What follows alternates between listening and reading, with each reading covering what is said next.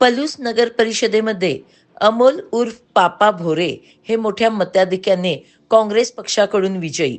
या विजयाबद्दल त्यांचे सर्व स्तरातून कौतुक होत आहे. पलूस मतदारसंघात आलेलो आहोत. या ठिकाणी नुकतीच नगर परिषदेची निवडणूक झाली आणि त्याचा निकाल देखील 21 तारखेला जाहीर झाला. या ठिकाणी काँग्रेसचे जे पॅनल लागले होते तर त्यातले 15 उमेदवार हे नगरसेवकपदी आणि नगराध्यक्ष पदाचा देखील काँग्रेसचाच उमेदवार निवडून आलेला आहे. आणि त्यातीलच एक अमोल उर्फ पापा भोरे हे देखील एक नगरसेवक म्हणून निवडून आलेले आहेत. या घराण्याला निवडून यायचा किंवा राजकीय वारसा सुरुवातीपासूनच आहे. म्हणजेच सौ रेखा भोरे या देखील मागील टर्ममध्ये नगरसेविका म्हणून त्यांनी हा भार सांभाळला होता. आणि आत्ता देखील अमोल भोरे हे देखील नगरसेवक म्हणून निवडून आलेले आहेत. जनसामान्यांच्या मध्ये त्यांची प्रतिमा एक कामसू व्यक्तिमत्व म्हणूनच आहे. तर आपण या विजयाचे श्रेय कोणाला देताय हे अमोल यांच्याकडून जाणून घ्या. नमस्ते. नमस्कार. माझं नाव अमोल अंकुश भोरे. प्रभाग क्रमांक 6 मधून माझी उमेदवारी होती काँग्रेस पक्षाकडून.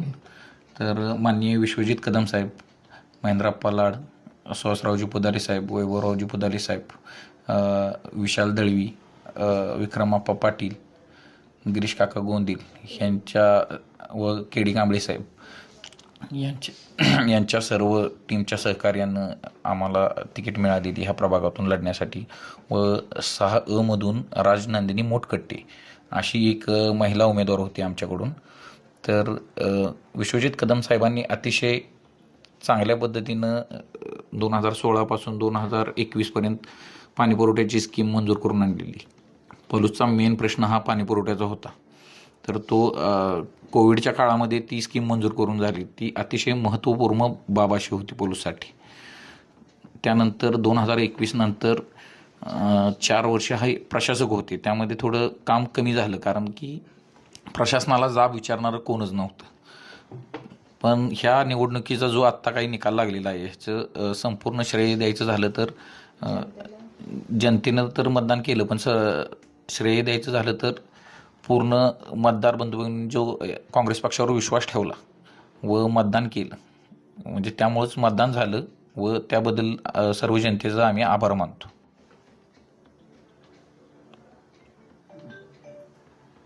यापूर्वी अमोल पापा भोरे यांच्या सौभाग्यवती रेखाताई भोरे या पलूस नगर परिषदेमध्ये नगरसेविका होत्या. महिला बाल कल्याण समिती सभापती आणि पाणीपुरवठा सभापती म्हणून त्यांनी उत्कृष्ट काम केलं आहे. त्यांच्या कार्यकालाचा आपल्या निवडणुकीमध्ये काय फायदा झाला का? निश्चितच असं सांगता येईल की त्या कार्यकालामध्ये जे 2016 ते 21 मध्ये रेखा भोरे मॅडमनी जे काम केलं त्या कामाचा निश्चितच मला फायदा झाला. कारण की रेखा भोरे मॅडम म्हणजे होम टू होम त्यांचा परिचय आहे. प्रत्येक घरोघरी त्या पोचलेल्या आहेत व त्याचा मला फायदा झाला. त्या अशा पद्धतीनं पोचल्या घरोघरी की कोविडमध्ये त्यांनी प्रत्येक घरी जाऊन वेपोरायझर मशीन स्वतः हातानं नेऊन दिली प्रत्येकाच्या घरामध्ये. म्हणजे कोविड इतका भयानक आजार असून त्यांनी असा नाही विचार केला की किंवा स्वतःच्या जीवाची पण पर्वा केली नाही असं आपण म्हणू शकतो. होम टू होम जाऊन तिनं वेपोरायझरची मशीन प्रत्येक घरात घेऊन गेली किंवा प्रत्येक कुटुंबामध्ये ती सुखदुःखामध्ये सहभागी असते. त्यामुळं म्हणजे तिच्या प्रचारामुळेच किंवा तिच्या सहभागामुळेच मी निवडून आलो असं म्हणायला हरकत नाही. या ठिकाणी नगरपालिका असो, बऱ्याच ठिकाणच्या महानगरपालिका असोत, बहुतांश ठिकाणी असं सांगितलं जातं, बोललं जातं की 5 वर्षाचा आमचा कार्यकाल संपला, प्रशासकीय राजवटीमध्ये आम्हाला काम करता आलं नाही. त्या अनुषंगानं आपणाला तसे मतदारांचे आणि प्रशासनाचे काय अनुभव आले ते थोडक्यात सांगा. जरी प्रशासकीय काल चालू झाला 2021 नंतर तरी देखील आम्ही लोकांना असं वाटून दिलं नाही की आता आमचा कार्यकाल संपलाय. आम्ही आमच्या ताकदीवरती किंवा प्रशासकीयला न जुमानता आम्ही वैयक्तिक देखील खूप कामं करण्याचा प्रयत्न केलाय. लोकांचं समाधान होईल इथपर्यंत आम्ही काम केलेलं आहे या 4 वर्षाच्या कालावधीमध्ये. या ठिकाणी महाराष्ट्राचं लक्ष या नगरपालिकेकडं वेधून राहिलं होतं. बऱ्याच मंत्री महोदयांनी प्रचंड मोठी खोटी आश्वासन दिली तरी या आश्वासनाला इथली जनता बळी पडली नाही. याबद्दल आपण काय म्हणू शकाल? निकाल झाल्यापासून असं लक्षात येते की जनता म्हणजे भूलथापांना बळी पडत नाही हे तर सिद्ध झाले. आणि आता पहिल्यागत राहिलं नाही की बाबा कोणीतरी यावं काहीतरी सांगावं आणि मतं घेऊन जावी. मतदान हे अनमोल आहे हे लोकांच्या लक्षात आले. त्यामुळे त्यांनी बरोबर ठिकाणी बटन दाबलेलं आहे व काँग्रेस पक्षाला विजयी केलेला आहे. केंद्रात, राज्यात, त्याचप्रमाणे जिल्ह्यात देखील भाजपाचे उमेदवार हे जास्ती आहेत आपले आमदार. आणि बघितलंय की वरती सत्ता देखील भारतीय जनता पार्टीचीच आहेत. आणि त्यामुळे या ठिकाणी अत्यंत प्रतिष्ठेची आणि चुरशीची अशी ही पलूस मतदारसंघाची आपण निवडणूक मानतोय नगर परिषदेची. तर त्याबद्दल आपण काय सांगाल? केंद्रात आणि राज्यात भारतीय जनता पार्टीची सत्ता आहे, बरोबर आहे. तरी देखील सांगली जिल्हा हा काँग्रेसचाच मानला जातो. पलूस कडेगाव मतदारसंघ हा कदम साहेबांचा व काँग्रेस पक्षाचाच आहे. पण तरी देखील थोडंसं केंद्रात आणि राज्यात BJPची सत्ता असल्यामुळं BJP सरकार थोडं स्ट्रॉंग आहे म्हणायला काही हरकत नाही. पण जरी ते स्ट्रॉंग असलं तरी पलूस कडेगाव मतदारसंघात त्यांची तितकी म्हणावी इतकी ताकद नाही. 1-2 सीटांना फरक पडला असता जरी हे एकत्र लढले असते. पण तसंही काही झालं नाही. ते एकत्र येऊच शकले नाहीत किंवा पुढं देखील ते येतील असं आम्हाला कधी त्यांची अशी चिन्ह दिसून येत नाहीत. म्हणजे शेवटच्या क्षणाला जेव्हा भाजपा आणि राष्ट्रवादीची ही जी युती होती तर ती तुटली आणि त्याचा कुठे ना कुठेतरी फायदा आपल्याला या पॅनलला झालाय, असं काही चिन्ह या ठिकाणी आहे का? थोडं बहुत तसं दिसून येते. 1-2-3 सीटामध्ये फरक लक्षात येतो.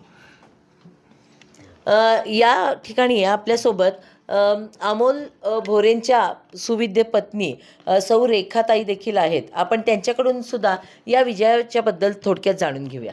नमस्ते. नमस्कार, मी सौ रेखा अमोल भोरे. मागच्या पंचवार्षिकमध्ये मी नगरसेविका होते. माझ्याकडे पहिल्यांदा महिला बाल कल्याण सभापतीपद होतं. त्याच्यानंतर पाणी पुरवठा सभापती देखील मी होती. त्या काळामध्ये मी पाणी पुरवठ्याची स्कीम मंजूर करून आम्ही आणली. आता तो पाणी पुरवठा सुरळीत चालू आहे. आणि आत्ताच्या निवडणुकीबाबत सांगायचं म्हटलं तर आमचा खूप छान विजय झाला आहे. लोकांनी आमच्यावर विश्वास ठेवला आहे आणि त्याचं फळ म्हणाल तर 21 पैकी आम्ही 16 जागावरती विजय मिळवलेला आहे. त्याचा आम्हाला फार आनंद देखील आहे. आणि जो आमच्यावर विश्वास आत्ता ठेवला आहे लोकांनी तो आम्ही सार्थ ठरवू. धन्यवाद. या ठिकाणी पाणी पुरवठा योजना किंवा ड्रेनेजची योजना ही चालूच आहेत कामं. पण त्या व्यतिरिक्त देखील पलूससाठीचं जे विकासाचं एक विजन आहे, म्हणजे या ठिकाणचं डेव्हलपमेंट म्हणा किंवा बाकी ज्या काही विकासाच्या वाटा आहेत, तर त्या आपण आता कोणत्या पद्धतीच्या वाटचाली या ठिकाणी करणार, म्हणजे आणखी काही वेगळे विकास आहेत की जे पलूसवासियांना अपेक्षित आहेत? पाणी पुरवठ्याची स्कीम तर पुढील 5-6 महिन्यामध्ये एकदम सुरळीतरित्या चालू होईलच, त्यात काही शंका नाही. पलूस नगरपालिकेची इमारतीचा निधी हा बाळासाहेबांनी आत्ता 5 कोटी हा मंजूर करून आणलेला आहे. त्याच्या इमारतीचं कामही लवकरच सुरू होईल. काही ठिकाणी गार्डनची गरज आहे पलूसमध्ये, काही ठिकाणी ओपन जिमची गरज आहे, काही ठिकाणी रस्ते, गटारी.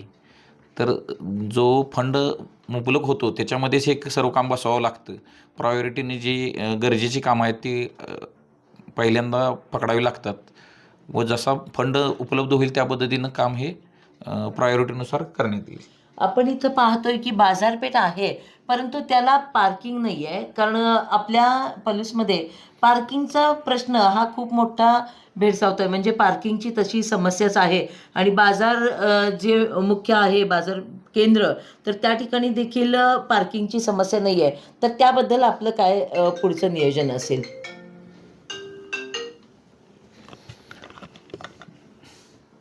पार्किंगची सध्या पलूसमध्ये अडचणीची व्यवस्था आहे. तर नगरपालिकेमध्ये जी नवीन बिल्डिंग आत्ता सध्या होते ते तिथून जवळच आहे.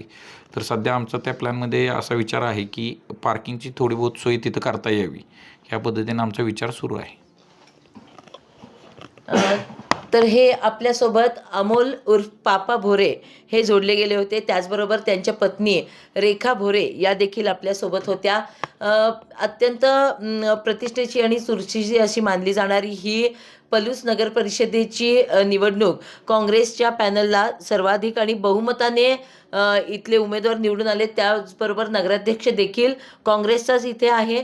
या सर्वांच्या अमोल भोरे आणि त्यांच्या पत्नी आहेत यांच्या सर्व भावी वाटचालीस आमच्या सांगली प्रहार चॅनलकडून खूप खूप शुभेच्छा.